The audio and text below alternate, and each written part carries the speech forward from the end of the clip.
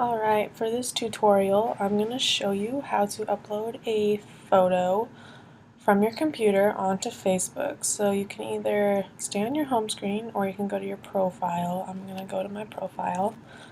And here it asks what your status is, or instead of doing the status, you can upload a photo. So we're going to click on Photo, and we're going to click on Upload Photos and Videos. And then from here it brings up all of your files and Finder. And I'm going to go to the left, look at the left, and click on the pictures. And when I click on the pictures, all of my pictures that I have loaded onto my computer are going to pop up. So you can just pick one. I'm going to pick this one of me hiking in Glacier National Park, which is in Montana. And then wait for it to upload. And there it is, and uploaded here in the bottom. If you want to, you can just say something about this photo, give it a caption. I'll say, missing my time in Montana, love Glacier National Park. And then scroll down, it says post right here, so you just click post, and now it is part of my timeline and all of my friends can see it, and if they like it, they can like it. So that's it, and that's how you upload a photo to Facebook.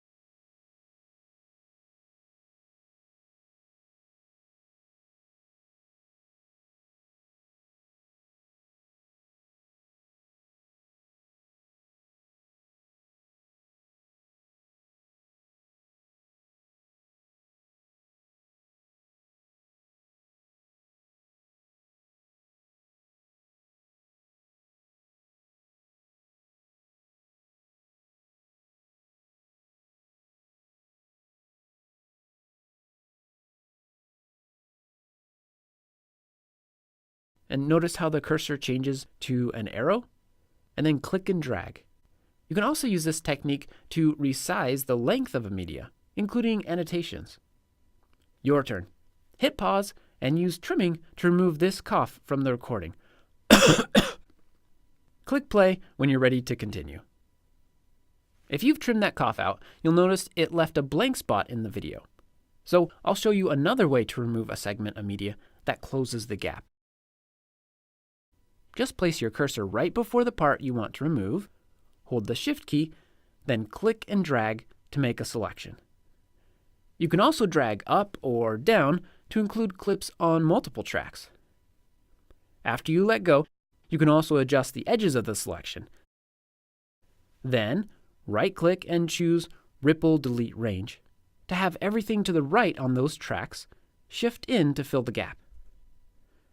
Click pause and try it for yourself by removing the two ums in this section. Click play again when you've done that.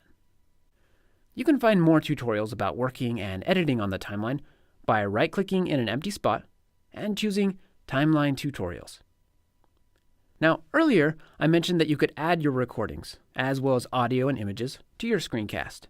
You can do this by going to the Media bin and dragging the item to the canvas, which is this big section here where you're previewing this Getting Started project.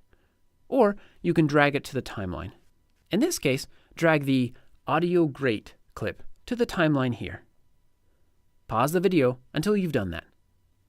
Finally, let me show you how to make details, like text, more crisp and legible by using zoom animations. Let's take this area for example. If I'm talking about it in my screencast, I should zoom in there so the viewers can read the text, and so everything else currently showing doesn't distract them from what's important.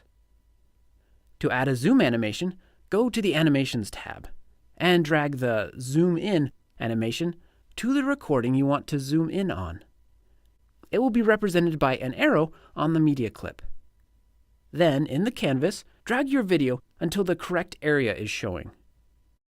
You can also change when the animation starts or ends and how long it lasts by dragging the middle or the dots at each end of the arrow. Click pause now and zoom in on this part of the screen for me. Then click play again. Excellent. Now pause and drag the zoom out animation to some place later in the clip to see what that does. Notice how it scaled the video to fit everything in the canvas? That's great for giving viewers a larger context. All right, after you practice the basics, be sure to check out the tutorial viewer to learn even more. Go to the Help menu and choose Tutorial Viewer. Take a bit of time to explore the different videos, articles, and the Camtasia course. These will be invaluable in helping you create excellent videos that communicate and teach. Now try creating your own project. To start, go here to the File menu and choose New Project. Thanks, and happy screencasting!